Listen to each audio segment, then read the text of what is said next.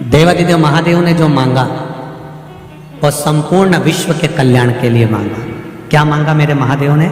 मेरे महादेव ने कहा, वीणा देवी सरस्वती सुनो, जैसे जरासंध और दुर्योधन ने जो मांगा था, भीम के हृदय की बात आपने माता पार्वती को बताई थी। बस मेरे शिवालय में, मेरे मंदिर में, मेरे देवालय में कोई जल चढ़ाने आए या बेलपत्र चढ़ाने आए या भूल से भी मेरी देहली पर चढ़ जाए, उसके मन में क्या चल रहा है आप तुरंत बस नंदी से जाकर कह देना, नंदी मुझे बता देगा। मैं शाम को प्रदोष काल के समय रोज भ्रमण पर जाता हूं, मैं कल्याण कर दूंगा। बस इतनी सी। अब वीणा देवी सरस्वती का काम क्या है?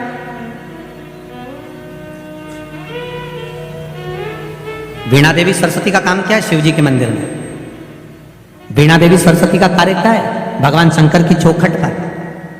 पार्वती मैया अंदर है, नंदी के पास में माता लक्ष्मी विराजमान है, वीणा देवी भगवान शंकर की चौखट के बाहर शिष्य गुरु के द्वार पर है।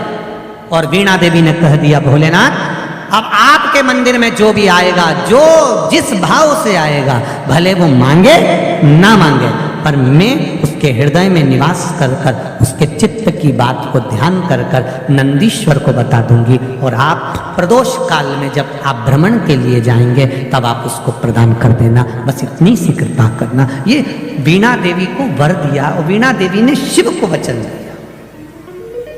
प्रदोष काल कब होता है? सूर्य अस्त होने वाला है, सूर्य डूबने वाला है, उसके 45 मिनट पहले से सूर्य डूब जाता है, उसके 45 मिनट बाद तक प्रदोष काल का समय होता है।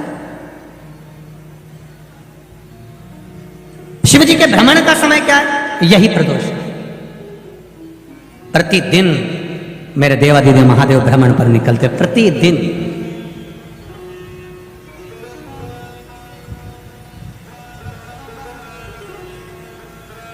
प्रदोष काल के समय पर वट वृक्ष के नीचे दिया लगाया जाता है। वट वृक्ष के नीचे लौंग का मात्र भोग रख दिया जाता है। लौंग मात्र, अगर वट वृक्ष के नीचे दिया लगाकर एक लौंग का जल या लौंग भगवान वटकेश्वर महादेव के नाम से भी अगर शिव को समर्पित करी है तो ये निश्चित है कि कर्जा कितना भी भारी होगा वो कर्जा चूकेगा जरूर, और कहीं ना कहीं से लक्ष्मी की व्यवस्था देवादिदेव महादेव करेंगे। एक पत्र आया है, इसी कर्जे को चूकने वाला एक पत्र, किसी ने अपना फोटो भी भेजा। देखिए,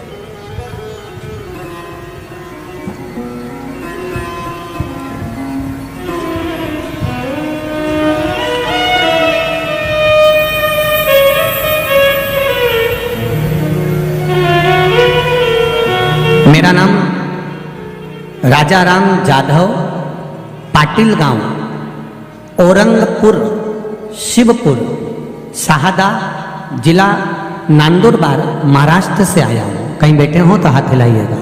आप ही हैं? दोनों हाथ हिला दो ऐसा। श्री शिवाय नमस्तुभ्यम। एक बार फिर से हिलाइए दोनों हाथ। श्री शिवाय नमस्तुभ्यम। महाराष्ट्र नंदुरबार से आया हूँ।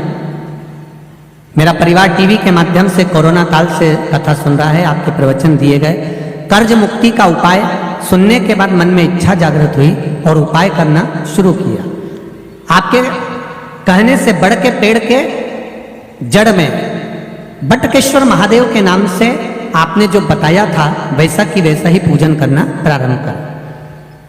चावल हल्दी मिलाकर जल छोड़ना, बाबा जी की इच्छा से प्रसाद स्वरूप जैसा आपने वर्णन किया था वैसा ही कर वहां से जल लाकर, जिस खेती में, खेती का फोटो भी मैं लगा रहा हूं, जमीन का फोटो लगा रहा हूं, जिस खेती में एक अन्न का दाना नहीं होता था, पूरा कर्जे में डूबता चले गया था, बाबा की कृपा से बाबा ने ऐसी प्रेरणा दी कि हमने उस खेती में वटकेश्वर महादेव का पूजन करने के बाद अभी तक जो फसल लगाते थे वो फसल हटाकर हमने उसमें मिर्ची बो दी।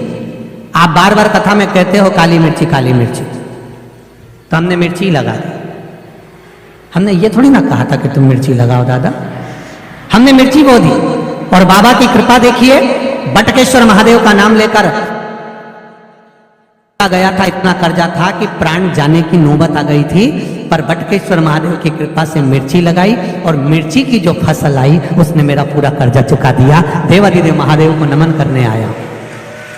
बाबा की कृपा से खेती तो इतनी है गुरुदेव कि बाबा ने खूब दी है, पर कर्जा भी अपार था जो बाबा ने मेरा चुका दिया। मैं बाबा को नांदुरबाग महाराष्ट्र से आकर यहाँ प्रणाम करने आया हूँ। बैठिए। श्री शिवाय नमस्ते। ये शिव है, ये शंकर, ये औघड़ी, ये दयालु। तेरी कृपा बिना ना हिले एक भी लेते हैं श्वास, तेरी कृपा से बखान क्या करूं मैं राखों के ढेर का, चपटी भभूत में खजाना।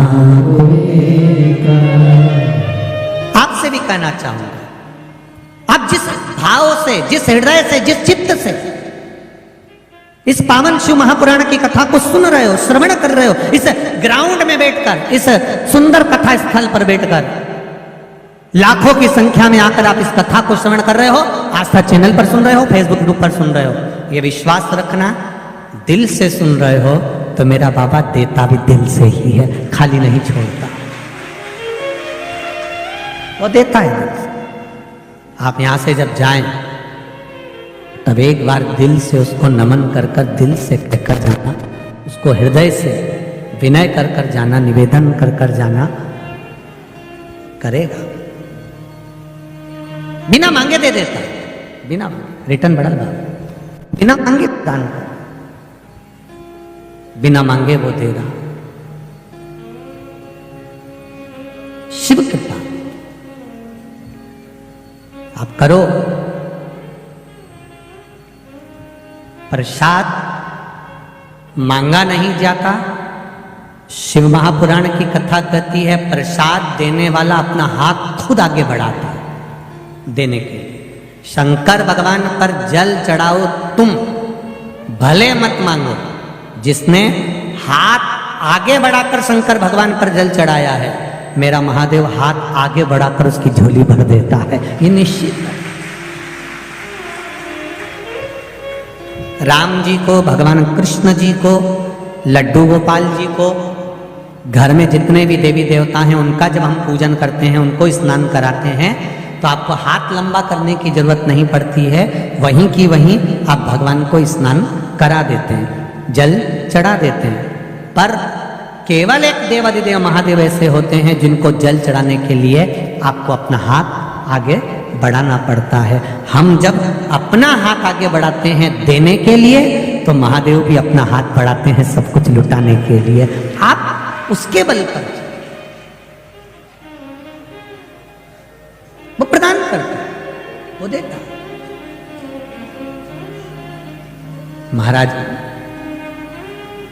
सरस्वती जी ने मांगा मुझे कुछ वर दीजिए, दे दिया।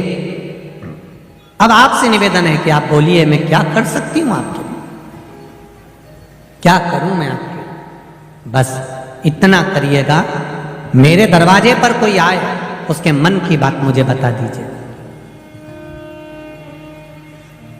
प्रसाद लेने वाला और देने वाला दोनों में अंतर होता है।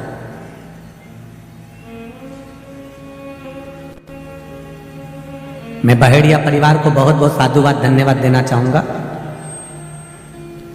पुत्र काव्य की स्मृति में यह कथा चल रही है और आपका जो आत्मीय प्रेम यहाँ पर आए हुए भक्तों के प्रति, जो रात को 5-5, 10-10 हजार, 15-15 हजार लोग यहाँ ठहर रहे हैं, उनको सुबह चाय बिस्कुट, फिर भोजन, रात्रि को सब सोते हैं तब सुंदर दूध उकलवाकर सबको गिलास भर भर कर दूध पिला देना, रात भर चाय चला देना। मैं बहेड़िया परिवार को धन्यवाद देता हूँ, बहुत बहुत धन्यवाद। कथा तो बहुत देखी और बहुत करी, पर यजमान परिवार ने जो ये व्यवस्था दी है, यजमान परिवार ने जो ये व्यवस्था प्रदान करी है, ऐसी व्यवस्था कहीं नहीं। एक देखी थी रायपुर छत्तीसगढ़ में, बसंत जी अग्रवाल ने कराई थी। एक खरगोन में वो कौन परिवार था जिन्होंने खरगोन में कराई थी, समिति कराती है तो समिति अपने हिसाब से व्यवस्था करती है। एक अकेला जजमान जब कथा कराता और वो यजमान इतनी व्यवस्था देता है तो बहुत भोलेनाथ जी से हम हर पल यही प्रार्थना करते हैं, बाबा इनको इतना देना कि ये दोनों हाथों से ऐसे ही लुटाते हैं, ऐसे ही कृपा करते।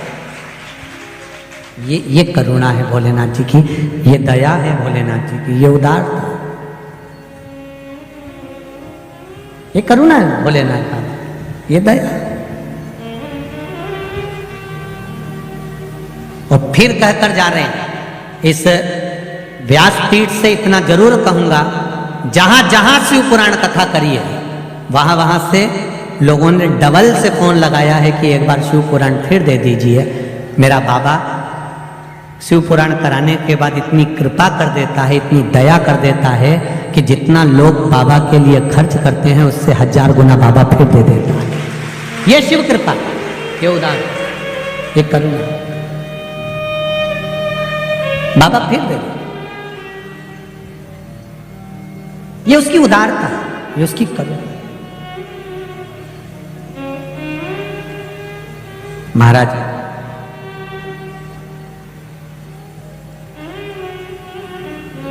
प्रसाद मांगा जाए वो एक अलग प्रभाव है, प्रसाद देने वाला आवाज लगाए, ए भैया इधर आओ, ले प्रसाद लेकर जाओ। कितना सुंदर कहा है स्कंद पुराण के अंदर। एक बार हमने पहले भी कथा में कहा, शिव महापुराण का एक संवाद की सबसे ज्यादा नरक में कौन जाता है, तो कहा प्रसाद बांटने वाला जाता है। तो लोगों ने पूछा ये कैसे चले जाता है, तो कहा प्रसाद धर्म की जगह पर बंटता है, प्रसाद हमेशा अच्छी जगह पर बंटता है, जहां भगवान का सत्संग हो, भजन हो, कीर्तन हो, मंत्र माला स्मरण हो, कथा भागवत यज्ञ अनुष्ठान हो, मंदिर देवालय हो, प्रसाद वहां बढ़ता है। तो प्रसाद बांटने वाला नरक क्यों चले जाता है, तो कहा प्रसाद बांटने वाला जब प्रसाद बांटने खड़ा होता है, अपना वाला आया तो हाथ इतना बड़ा हो जाता है और पराया आया तो हाथ छोटा हो जाता है, इसलिए वो नरक चले जाते। पर आज इतने समय के बाद प्रसाद शिव महापुराण में एक बात फिर कहने जा रहे हैं, स्कंद पुराण की, पद्म पुराण की, गर्ग संहिता की और शिव महापुराण की एक बात आज आप लोगों को कहने जा रहे हैं जो अभी तक नहीं कही। शिव महापुराण के अंतर्गत कहा, प्रसाद देने वाला व्यक्ति जब किसी को बुलाकर अपना हाथ लंबा कर कर प्रसाद देता है तो वो भगवान विष्णु के बैकुंठ द्वार में, भगवान विष्णु के बैकुंठ में जहां माता लक्ष्मी जी भोजन बनाती है, लक्ष्मी जी भोजन बनाकर रख देती है, परसने का कार्य उसी व्यक्ति को दिया जाता है जो हाथ लंबा कर कर बुलाकर प्रसाद देता है।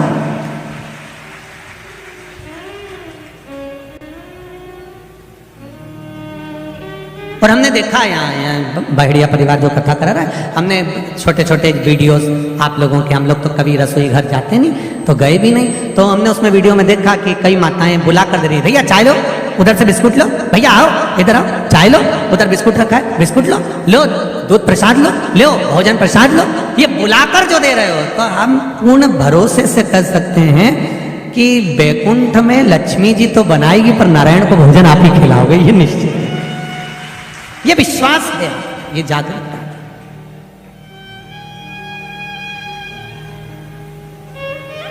जब बड़ी बड़ी कथाएं का आनंद लेते हैं तो रोड पर भी लोग स्टॉल लगाते हैं, कोई पोया बांटता है, कोई चाय बांटता है, कोई हलवा बांटता है, कोई सामान बांटता है, आवाज लगा के भैया आओ इधर आओ, ये लेकर जाओ, सालासर जी जाओ, सालासर जी में मेला हो, खाटू श्याम जी जाओ, खाटू श्याम जी का मेला हो, सांवरिया जी जाओ, सांवरिया जी का मेला हो, आप चार भुजा जी जाओ, चार भुजा जी का मेला हो, बड़े बड़े सेट स्टॉल लगाते हैं, आवाज लगाते हैं, आओ ले जाओ, दोनों हाथों से लुटाते हैं। मुझे लगता है उन्होंने भी शिव महापुराण दिल से सुनी होगी कि हाथ लंबा कर कर देने वाले के लिए मेरा महादेव हाथ लंबा कर कर करोड़ों लुटा देता, ये दे देता, ये उसकी उदारता, ये उसकी कृपा, ये उसकी करुणा है।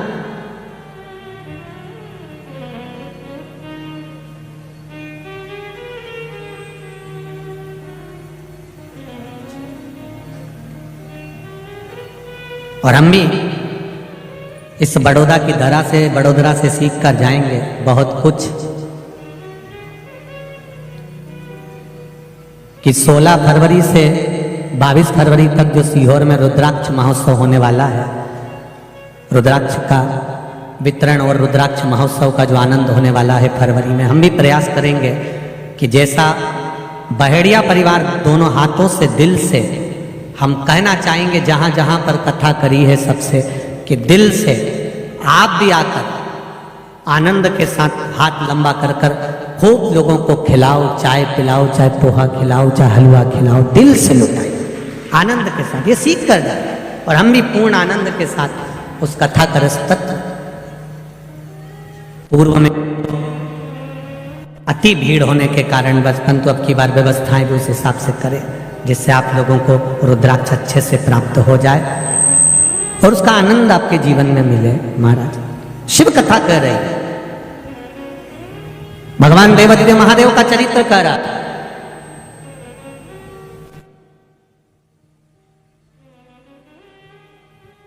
तारकासुर, बिना मांगे तारकासुर को सब मिल गया, देवताओं में हलचल मच गई, सारे देवताओं में हलचल मची। तो देवताओं ने विचार करा कि क्या हुआ ये सब। तारकासुर का एक नियम था, बट वृक्ष के नीचे तारकासुर भजन करता है, आंवले के वृक्ष के नीचे तारकासुर भजन करता है, पीपल के वृक्ष के नीचे तारकासुर भजन करता है, शमी के वृक्ष के नीचे तारकासुर भजन करता है। ये हमारा सनातन धर्म कहता है, बट वृक्ष की पूजन करने वाला, बट वृक्ष के नीचे शिव की आराधना करने वाला, लोम समर्पित कर जल चढ़ाने वाले का जैसे कर्ज मुक्ति होती है, उसी तरह आंवले के वृक्ष के नीचे मात्र ताजा मिष्ठान दूध का बनाकर उस सामग्री को भगवान आंवले के वृक्ष के नीचे पूजन करने से लक्ष्मी और संपदा की वृद्धि होती है। जैसे शमी का पौधा, शमी का वृक्ष, शमी के वृक्ष के नीचे मात्र दूध और जल मिला हुआ जल, शमी के वृक्ष के नीचे मात्र ओघड़दानी अवधूतेश्वर महादेव के नाम से केवल हफ्ते में एक बार भी अगर दूध और जल का मिश्रण शमी के पौधे के नीचे कर दिया जाता है तो कहते हैं शरीर में बड़ी से बड़ी अगर बीमारी है, कहीं कैंसर जैसा रोग है या किडनी लीवर जैसा रोग है, कोई भी तकलीफ, कोई गांठ अगर शरीर में हो गई है, तो शमी के वृक्ष के नीचे दूध का जल थोड़ा सा हफ्ते में एक बार अवधूतेश्वर महादेव के नाम से समर्पित कर देने से रोग का निवारण होने लगता है, रोग थम जाता है और आगे नहीं बढ़ पाता और उसका इलाज चालू हो जाता है, सुख का अनुभव। बस एक बात का स्मरण रहे आप, आंवले के वृक्ष के नीचे अगर कोई भोग लगाया गया है पा सकते हैं, पीपल के वृक्ष के नीचे कोई भोग लगाया है पा सकते हैं, बट वृक्ष के नीचे कोई भोग लगाया गया है पा सकते हैं। जिस वृक्ष के नीचे भोग लगाओगे पालोगे, पर शमी वृक्ष के नीचे का जो भोग लगाया गया है वो नहीं पाया जाता। शमी वृक्ष का जो प्रसाद है वो आपको वहीं छोड़ना पड़ता है, शमी वृक्ष का प्रसाद वहीं छोड़। शिव कथा कह रही है, तारकासुर ने तारकासुर खूब उपद्रव। अब सारे देवताओं के पास सूचना मिल गई, जाओ 33 कोटि देवी देवताओं ने जाकर तारकासुर से बात करी है।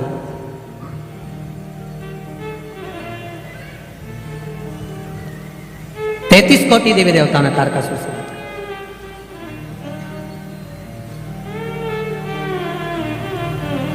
कहा,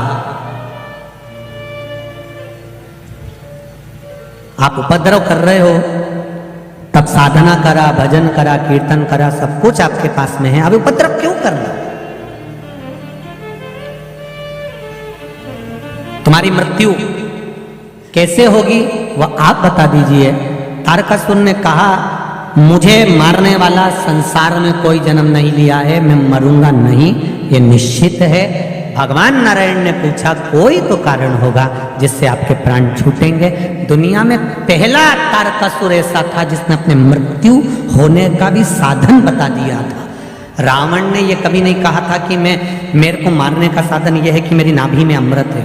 कंस ने नहीं बताया था कि मैं ऐसे मरूंगा, रावण ने नहीं बताया था कि मैं ऐसे मरूंगा, हिरण्यकशिपु ने नहीं बताया था कि मैं ऐसे मरूंगा, हिरण्याक्ष जितने भी असुर हुए इन्होंने कभी नहीं बताया कि मैं ऐसा मरूंगा। केवल शंकर भगवान का एक भक्त तारकासुर ऐसा था जो भगवान नारायण से कह रहे हैं कि मेरे मरने का साधन एक है, मैं मरूंगा तो शंकर भगवान के पुत्र के द्वारा मरूंगा। अब आप शिव जी का ब्याह करा दो और मेरा वध करा दो। अब दुनिया का सबसे कठिन काम है शंकर जी की शादी कराना।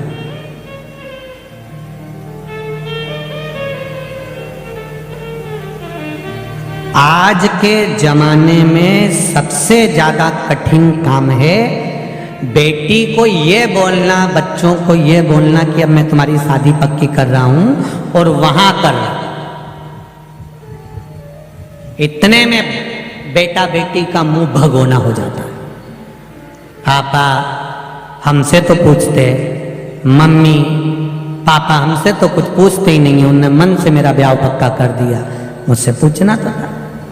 शिव जी के संतान के द्वारा मेरे प्राण छूटेंगे, शंकर भगवान का जो पुत्र होगा वो मुझे मारेगा। ये तारकासुर ने भगवान नारायण से कह दिया।